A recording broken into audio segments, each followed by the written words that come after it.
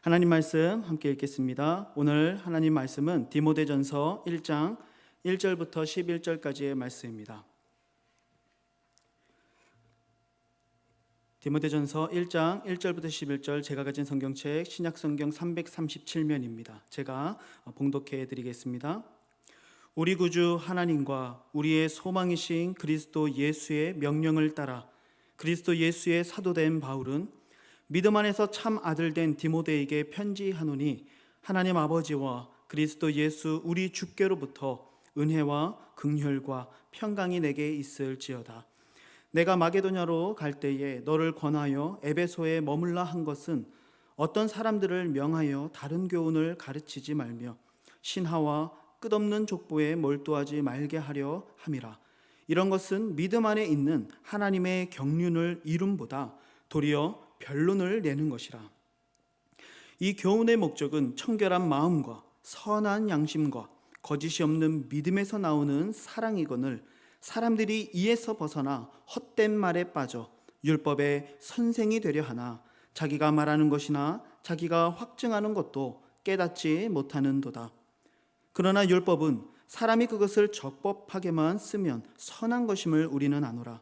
알 것은 이것이니 율법은 옳은 사람을 위하여 세운 것이 아니요 오직 불법한 자와 복종하지 아니하는 자와 경건하지 아니한 자와 죄인과 거룩하지 아니한 자와 망령된 자와 아버지를 죽이는 자와 어머니를 죽이는 자와 살인하는 자며 음행하는 자와 남색하는 자와 인신매매를 하는 자와 거짓말하는 자와 거짓 맹세하는 자와 기타 바른 교훈을 거스르는 자를 위함이니, 이 교훈은 내게 맡기신 바 복되신 하나님의 영광의 복음을 따름이니라. 아멘. 오늘도 온라인으로 함께 하시는 우리 사랑하는 성도님들 주님의 이름으로 축복하고 환영합니다.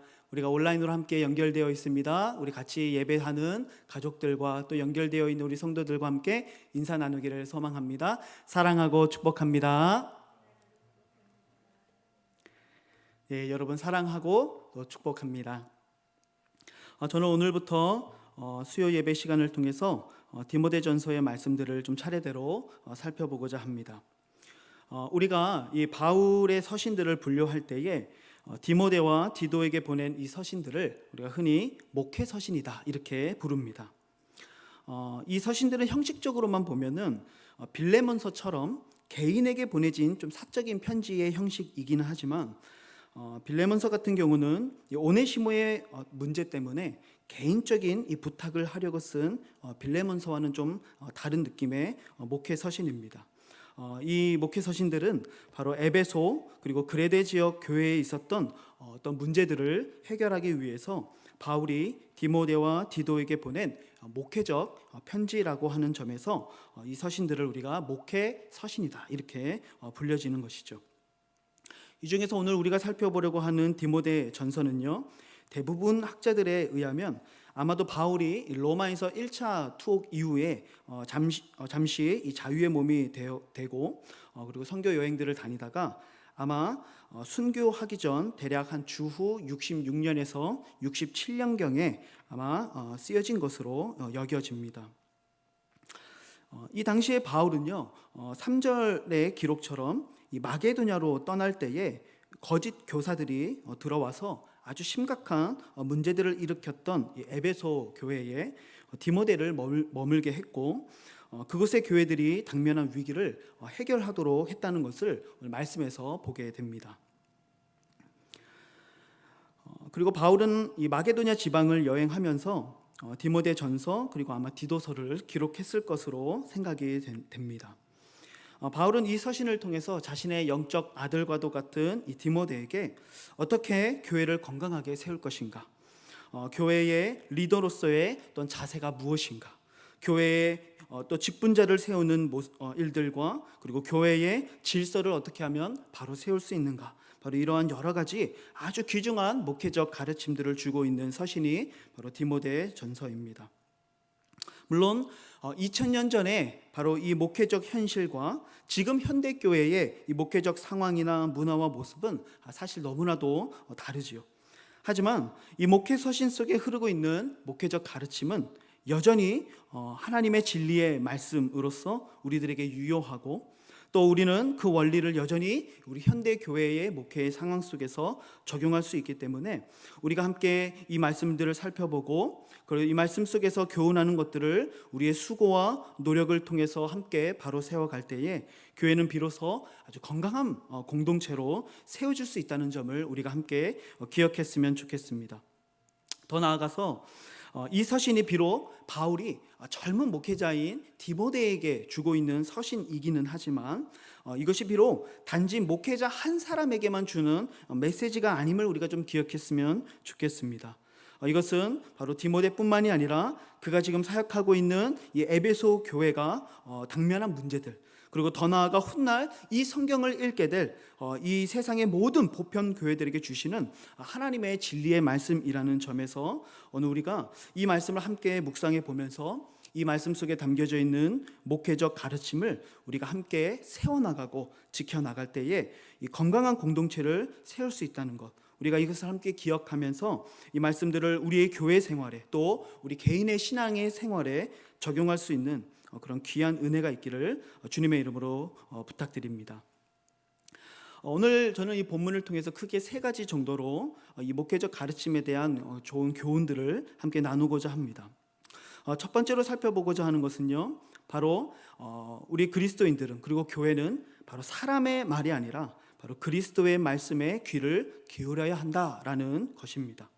먼저 본문 1절과 2절 말씀을 보면 우리 구주 하나님과 우리의 소망이신 그리스도 예수의 명령을 따라 그리스도 예수의 사도된 바울은 믿음 안에서 참 아들 된 디모데에게 편지하노니 하나님 아버지와 그리스도 예수 우리 주께로부터 은혜와 긍휼과 평강이 내게 있을지어다.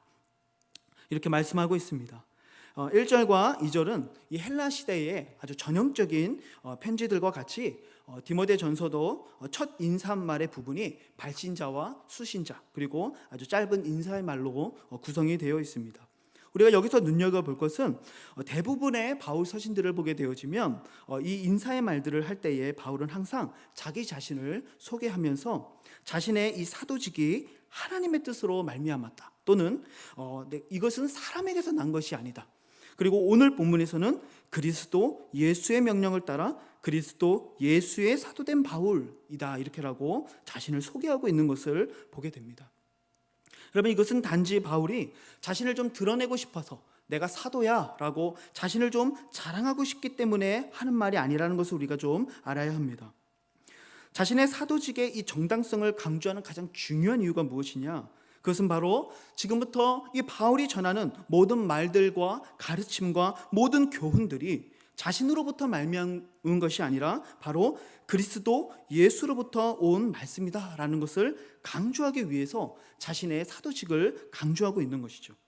특별히 오늘 본문 3절의 말씀을 보면은 내가 마게도냐로 갈 때에 너를 권하여 에베소에 머물라 한 것은 어떤 사람들을 명하여 다른 교훈을 가르치지 말며, 이렇게 이야기합니다. 다시 말하자면 이 에베소 교회에 다른 교훈, 즉 그리스도의 말씀과 다른 것을 가르치는 사람들이 있었다는 것이죠. 여러분, 이것은 사실 오늘날도 마찬가지라고 생각합니다. 이 교회 안에 다른 교훈이 증거되어지고 그로 인해서 교회가 혼란스럽게 되어지는 이러한 문제들은 단지 어떠한 지역교회의 문제가 아니라, 또는 어떤 한 특정한 시대나 문화의 문제가 아니라 바로 전 세계 보편교회 안에서 역사 속에서 언제나 있었던 문제라는 것을 우리가 좀 생각해 보게 됩니다.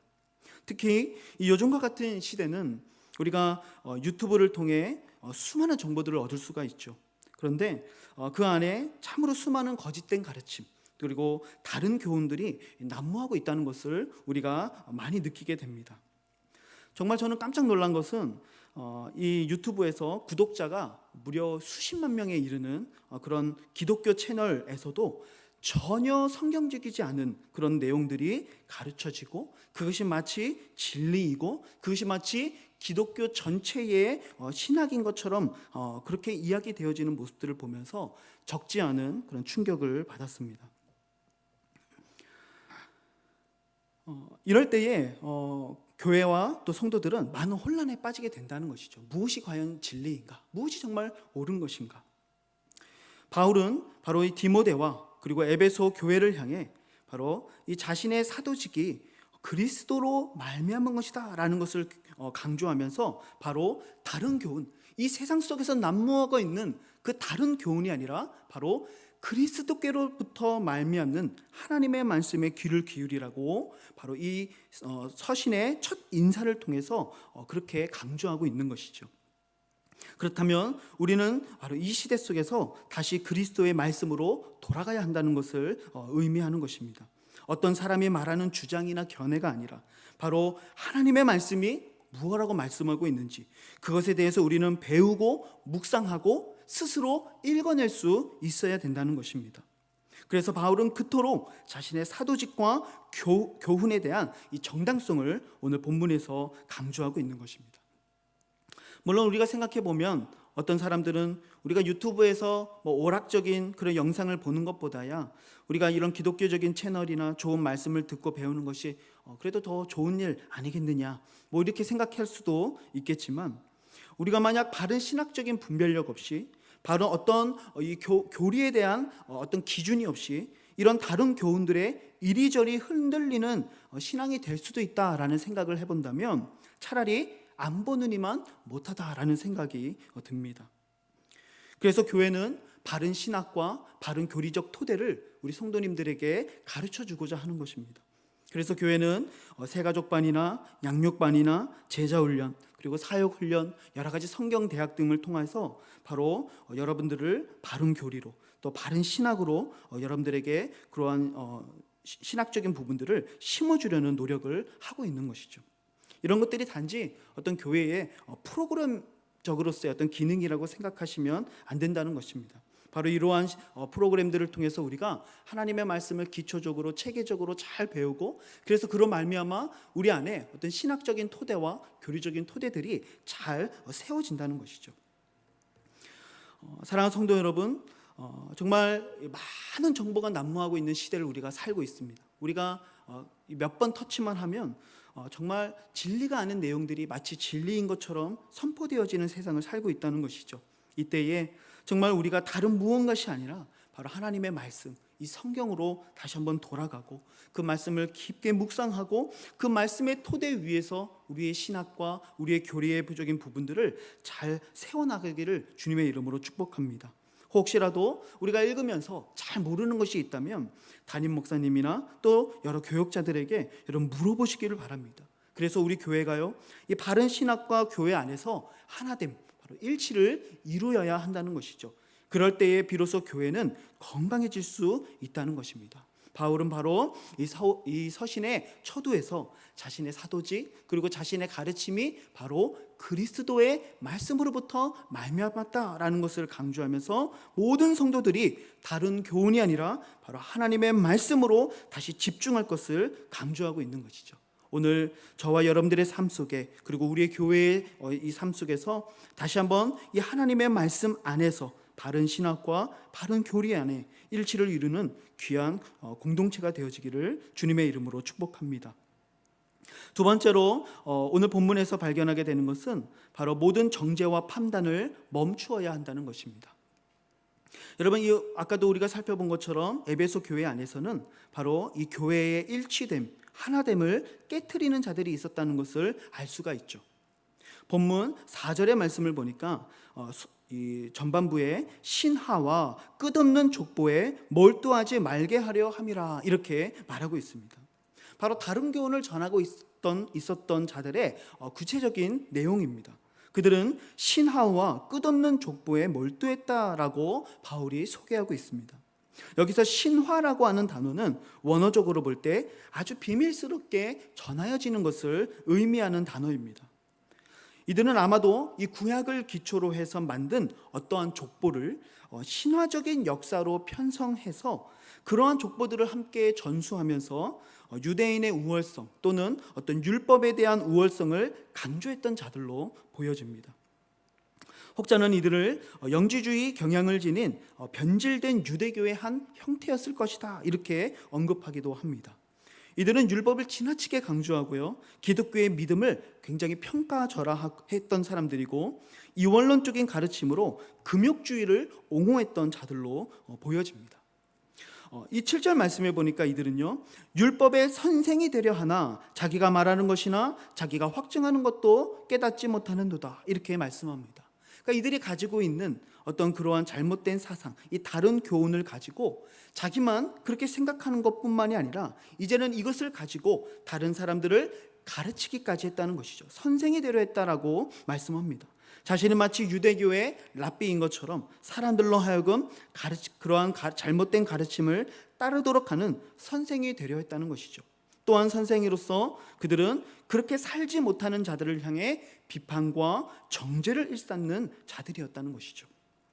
참 우스운 것은 그들 스스로 선생이 되려 했지만 사실 그들은요, 자기가 말하는 것이나 확증하는 이런 참 허황된 신화와 족보에 대한 이야기가 사실 어디서부터 기인했는지, 이것이 정말 누구로부터 시작된 것인지 사실 그것조차 알지 못하지만 이런 허황된 이야기들을 내세우면서 유대인으로서의 어떤 지위, 그리고 율법의 우월성을 강조하려고 했다는 것이죠. 결과적으로 그들은 듣는 사람들뿐만 아니라 자기 자신까지도 기만하는 그런 어리석은 자들이었다라고 성경은 이야기합니다. 바로 이러한 허황된 신화적 가르침들을 가지고 교회를 어지럽게 하는 이들을 바울은요, 이렇게 평가합니다. 4절 말씀 후반부에 보시면 이런 것은 믿음 안에 있는 하나님의 경륜을 이름보다 도리어 변론을 내는 것이다. 다시 말하자면 이러한 행동들은 하나님의 경륜, 여기서 경륜이라고 하는 단어는 원어적으로 볼 때 하나님의 어떤 구원 계획 또는 이 하나님의 그 계획 속에서 사람이 담당하게 되어지는 어떠한 책임을 의미하는 단어입니다. 그러니까 쉽게 얘기하자면 바로 이러한 허황된 이야기들이 바로 하나님의 구원의 역사를 방해하는 일이 됐다라고 말하고 있는 것이죠. 도리어 헛된 변론만 만들어내는 행위다, 이렇게 규정하고 있습니다. 여기서 변론이라고 하는 단어는요, 쓸데없는 아주 극단적인 사변을 가리키는 단어입니다. 그러니까 이런 가르침들은 단지 쓸데없는 논쟁만 불러일으킨다는 것이죠. 결코 이런 논쟁이나 변론을 통해서 참된 경건을 이루어내지 못한다라고 바울은 말씀하고 있는 것입니다. 그래서 교회가 바로 그리스도의 올바른 말씀을 통해 바른 교리, 바른 신학 위에 하나가 되어지는 것이 참 중요하다라고 바울은 말씀하고 있는 것이죠. 우리가 이러한 바른 말씀 안에서 하나 되어지지 못할 때 교회는 이런 다른 교훈들로 인해 헛된 사변들과 끊임없는 이런 변론들과 논쟁 가운데 교회는 혼란에 빠지게 될 것이다 라고 이야기하고 있다는 것입니다. 제 신대원 동기 중에서 부산에서 사역하는 한 신대원 동기가 있습니다. 얼마 전에 제가 그 친구와 대화를 좀 나누다가 우연치 않게 그냥 이런 이야기가 잠시 나눠지게 됐습니다. 이 한국의 우파 정치권에서 아주 유명한 한 목사님이 계십니다. 아마 제가 이름을 말하지 않아도 누군지 다 아실 것 같아요. 그런데 이 부산이라고 하는 어떤 지역적 특성 때문인지는 몰라도 그 교회 안에서는요, 그분을 굉장히 추종하고 따르는 그런 성도님, 나이가 좀 있으신 성도님들이 굉장히 많다고 합니다. 그래서 이 교회 카톡방에서 서로 그러한 그분의 어떤 유튜브 영상이나 그분의 어떤 설교 등을 서로 막 돌려보는 분들이 많다는 것이죠. 저는 그분의 어떤 신학적인 옳고 그름, 정치적인 옳고 그름을 말하기보다도 제가 정말 더 안타까워하는 것은 무엇이냐면 교회가 이러한 정치적인 입장 때문에 양극화되어지고 있다는 겁니다. 세대 간의 갈등이 빚어지고 있다는 것이죠. 젊은이들은 이런 기성세대를 보면서 비판하고 또 기성세대들은 젊은 세대를 보면서 비판하는 시대가 됐다는 것이죠. 왜요? 잘못된 가르침 때문에 그렇습니다. 마치 반대편에 있는 사람들이 마귀의 세력인 것처럼 호도하는 이런 태도야말로 여러분 교회를 향한 사탄의 간절한 바람이 아닐까 생각합니다. 그래서 교회는요, 어떠한 견해, 어떠한 주장, 이런 다른 교훈들, 거짓된 가르침이 아니라 바로 그리스도의 말씀으로 하나 되어져야 된다는 것이죠. 우리가 하나님의 말씀 안에서 하나 되어지고 그 말씀을 통해 누리게 되어지는 구원의 기쁨과 감격, 그리고 그 말씀이 우리에게 주는 참된 자유를 우리가 누릴 때에만이 비로소 하나님의 경륜을 방해하는 이런 쓸데없는 변론이나 비판이나 정죄가 우리 가운데 멈추어지고 진실된 사랑의 교제를 나눌 수 있게 된다는 것이죠. 결국 이 변론이나 정죄나 비판을 멈추기 위해서 우리는요, 다시 하나님의 말씀으로 돌아가서 그분의 말씀에 귀를 기울이고 그 말씀 안에서 하나된 일치를 누려야만 된다라고 오늘 바울은 우리들에게 말씀하고 있는 것입니다. 저는 우리 사랑하는 실로암 장로교회가 정말 하나된 말씀, 하나된 교리, 또 하나된 신학 안에서 아름답게 일치해가는 귀한 교회가 되어지기를 주님의 이름으로 축복합니다.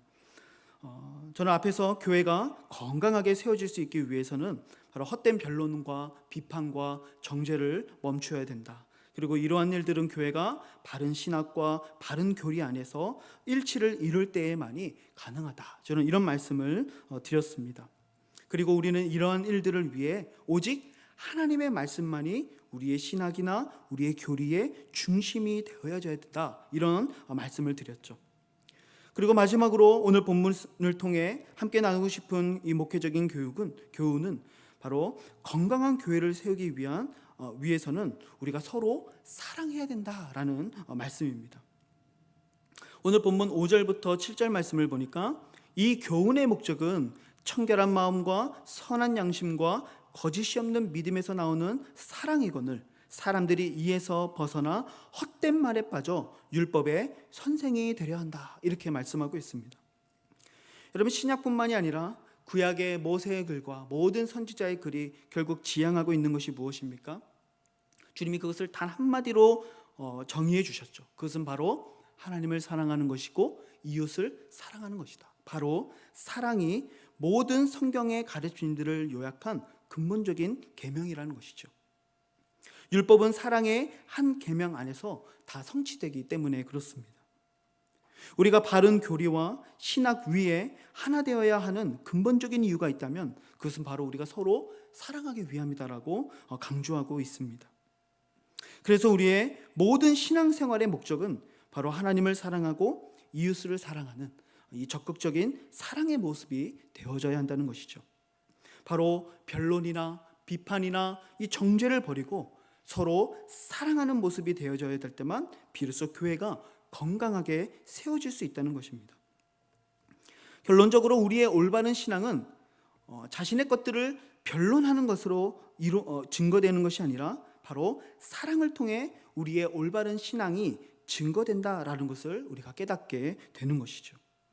여러분, 사랑이 없으면 우리가 이야기하는 바른 신학도 결국은 다른 변론이나 또 다른 정죄를 낳게 된다는 것이죠. 그리고 사랑하지 못하는 바로 그 자체가 그것이 바로 바른 교훈이 아니었다는 것을 스스로 증거하는 셈이 된다는 것입니다.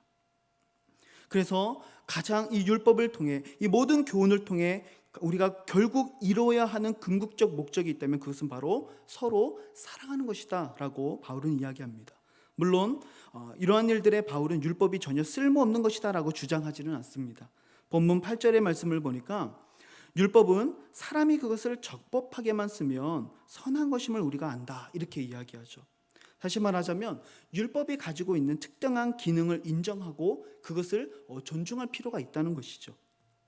바로 율법을 칭의의 도구로 사용하는 것이 아니라 바로 율법을 통하여 우리 신자들의 일상생활 가운데 옳고 그른 것, 정말 하나님의 뜻이 무엇인지를 분별할 수 있는 유용한 도덕적 지침으로 적법하게 사용한다면 그것도 아주 선한 것이다라고 바울은 이야기합니다. 더불어서 바울은 이 9절과 10절 말씀을 통해서 이 율법이라고 하는 것은 옳은 사람을 위해서 세워진 것이 아니라 도리어 불법한 자들, 바로 죄인들을 위해서 세워진 것이다 이렇게 얘기합니다.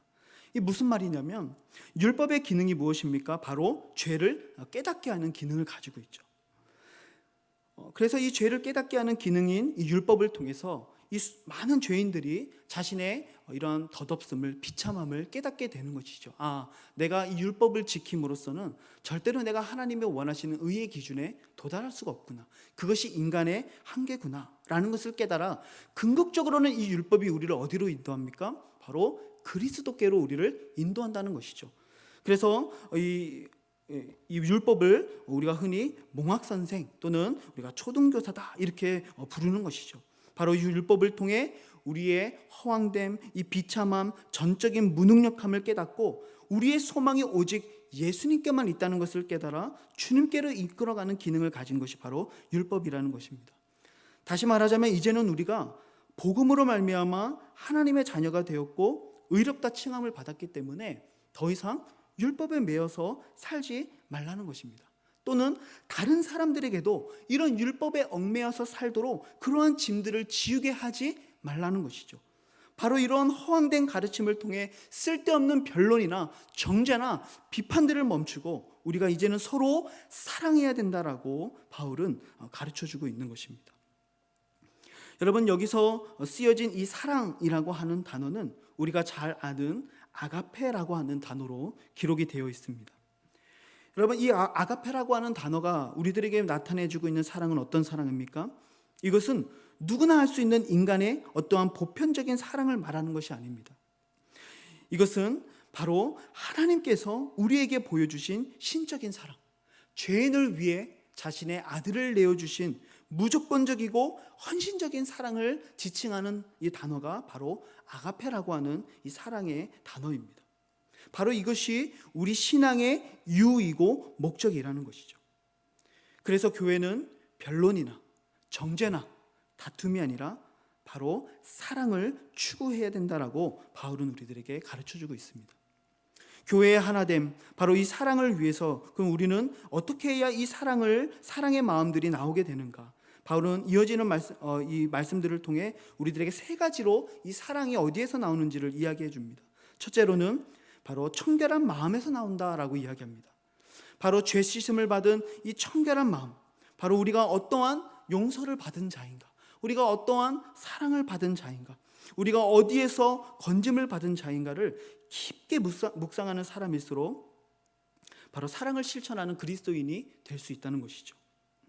다음 주에 살펴볼 본문에서도 바울은 스스로를 죄인 중에 괴수다라고 자신을 인식하고 있는 것을 봅니다. 그만큼 그에게는요, 이 구원의 사랑이 더욱 크고 깊고 넓고 높게 다가오는 것이죠. 왜요? 자신의 한없이 낮음과 하나님의 한없는 그 은혜를 비교해 볼 때에 바로 그 간극에서 오는 크기만큼 바로 은혜의 크기가 결정된다는 것입니다. 그래서 하나님의 은혜로 이 죄 씻음을 받은 청결한 마음은 필연적으로 우리를 사랑의 삶으로 이끌어가게 됩니다. 여러분, 우리 가운데 이 사랑의 마음이 혹 사그라져 있다면 내가 원래 있었던 자리가 어디였는가, 내가 도대체 어디에서부터 건짐을 받았고 내가 원래 있었던 그 비참함은 얼마나 컸던가를 깊게 묵상하는 은혜가 있으시기를 주님의 이름으로 축복합니다. 두 번째로 또한 이 사랑은 죄책에서 깨끗해진 선한 양심에서 나온다라고 말씀합니다.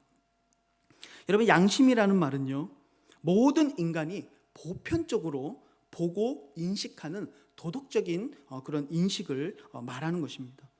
그런데 오늘 성경에서는 더 나아가 바로 선한 양심이라고 이야기하죠. 이 선한 양심은 무엇일까요? 바로 이것은 타락한 인류의 어떤 보편적인 도덕적 인식을 넘어서 바로 우리 안에 내주하시는 성령의 인도와 감화하심을 받은 올바른 도덕적 직관적인 능력, 바로 이것이 선한 양심이라는 것입니다. 그래서 날마다 어떤 육체의 습관이나 또 문화나 전통을 따라 살아가는 것이 아니라 우리 안에서 역사하시는, 진리로 역사하시는 성령님의 음성을 듣고 그 음성을 따라 살아가는 삶을 훈련하며 살아갈 때에 비로소 우리 안에 이런 사랑의 모습들이 나올 수 있다라고 이야기하는 것이죠. 마지막으로 이 사랑은 거짓이 없는 믿음에서 나온다라고 이야기합니다. 거짓이 없는 이라는 말은요, 문자적으로 볼 때에 뭐뭐처럼 꾸미다 또는 어떻게 가장하다 이런 이제 의미를 가진 단어입니다. 그래서 해석해 보자면 위선이 없는 믿음이다, 이렇게 표현할 수 있는 것이죠. 여러분, 우리가 믿음을 볼 때에 때로는 불순한 동기의 믿음이 있을 수도 있죠. 또는 진정성이 없는 믿음이 있을 수도 있습니다. 그렇게 위장되고 포장된 믿음에서는 결코 아가페의 사랑이 산출될 수 없다라고 바울은 말하고 있는 것입니다. 그래서 청결한 마음과 선한 양심과 거짓이 없는 믿음을 통해서 산출되는 이 아가페적인 사랑이야말로 바로 참된 교훈의 삶을 살아가는 자들의 증거다라고 바울은 말하고 있는 것이죠.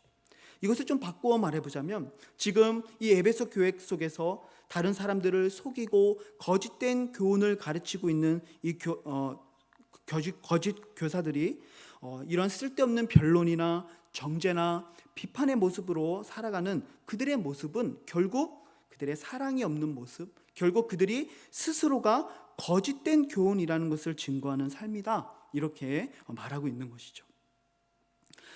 바라기는 우리 사랑하는 성도님들의 삶이 정말로 주님의 말씀 안에서 참된 이 사랑의 열매를 맺어 우리가 믿고 따르는 이 교훈들이 다른 교훈, 거짓된 교훈이 아니라 참된 교훈이라는 것을 우리들의 삶으로 증거하게 되어지는 그런 복된 삶이 되시기를 주님의 이름으로 축복합니다. 여러분, 이 바울은요, 고린도전서 9장 19절에서 23절까지 아주 놀라운 고백을 합니다. 내가 모든 사람에게서 자유로우나 스스로 모든 사람에게 종이 된 것은 더 많은 사람을 얻고자 함이라. 유대인들에게 내가 유대인과 같이 된 것은 유대인들을 얻고자 하며, 율법 아래에 있는 자들에게는 내가 율법 아래에 있지 아니하나 율법 아래에 있는 자와 같이 된 것은 율법 아래에 있는 자들을 얻고자 하며, 율법 없는 자에게는 내가 하나님께는 율법 없는 자가 아니요 도리어 그리스도의 율법 아래에 있는 자이나 율법 없는 자와 같이 된 것은 율법 없는 자들을 얻고자 함이라. 약한 자들에게 내가 약한 자와 같이 된 것은 약한 자들을 얻고자 하며, 내가 여러 사람에게 여러 모습이 된 것은 아무쪼록 몇 사람이라도 구원하고자 함이니, 내가 복음을 위하여 모든 것을 행함은 복음에 참여하고자 함이라. 여러분, 이 바울의 말을 통해서 우리가 볼 수 있는 이 바울의 모든 행동들의 목적이 무엇입니까? 바로 한 영혼을 얻고자 하는, 영혼을 향한 사랑이라는 것이죠. 바로 교회가 이 사랑을 추구할 때에 교회는 그들이 믿는 그 믿음의 도리가 바로 참된 교훈이라는 것을 비로소 증거하게 되는 것이며, 바로 이 사랑의 모습이 있을 때에만이 교회는 하나 되어질 수 있다, 건강하게 세워질 수 있다라고 오늘 우리들에게 교훈하고 있는 것입니다. 말씀을 정리해 봅니다. 여러분, 1517년에 유럽에서 종교개혁이 일어났습니다. 이때 이 종교개혁이 참 유럽 전역에서 아주 커다란 이 반향을 일으킬 수 있었던 데에는 몇 가지의 요인들이 함께 작용을 했습니다. 그런데 그 중에 하나가 무엇이었냐면 놀랍게도 이 인쇄술의 발달이었습니다. 1517년 10월 31일에 이 비텐베르크 성당 문 앞에 루터가 붙인 95개조의 이 반박문이요, 이 활판 인쇄술에 힘입어서 무려 2주 만에 독일 전역에 퍼지게 되어지고요, 그리고 2달 만에 유럽 전역에 퍼지게 되었다고 합니다. 이런 인쇄술이 발달하지 않았다면 불가능한 일이었을 수도 있는 것이죠.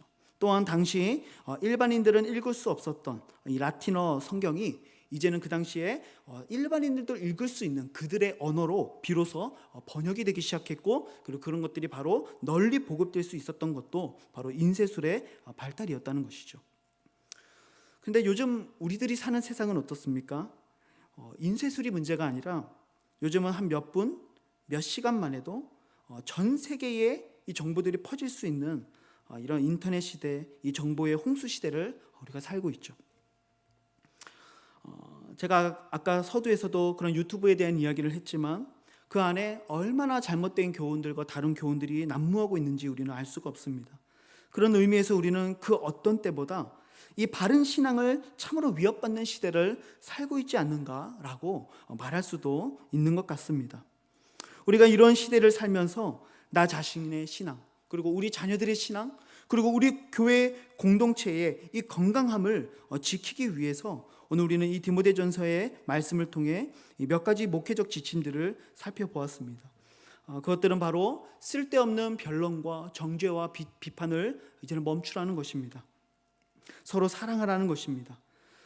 예수 그리스도의 참된 가르침 안에서 함께 일치를 이루어야 한다는 것이죠.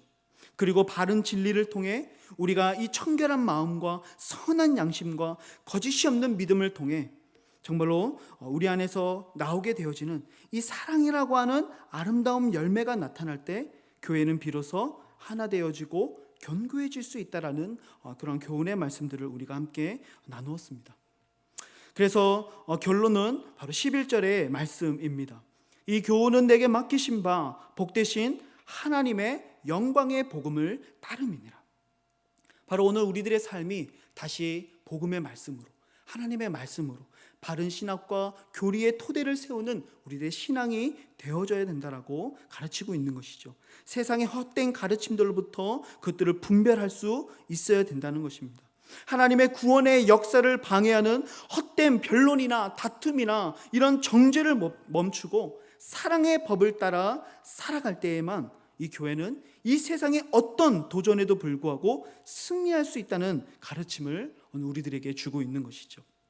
사랑하는 성도 여러분, 다시 한번 이 하나님의 말씀 앞에 나아가는 귀한 은혜가 있으시기를 축복합니다. 그리고 락다운이 해제되면 함께 성경을 묵상하고 공부하는 이러한 자리들을 통해 바른 신앙과 신학을 여러분들의 삶 가운데 세워나가시기를 소망합니다. 그래서 이 혼탁하고 어지러운 이 세상 속에서 우리 교회가 정말로 든든하게 아주 건강하게 세워지는 교회가 되기를 주님의 이름으로 부탁드립니다. 오늘 말씀을 가지고 우리 잠시 기도하는 시간 갖기를 소망합니다. 우리는 그 어느 때보다 이 바른 신앙을 지키기 어려운 참으로 이 정보의 홍수의 시대를 살아가고 있습니다.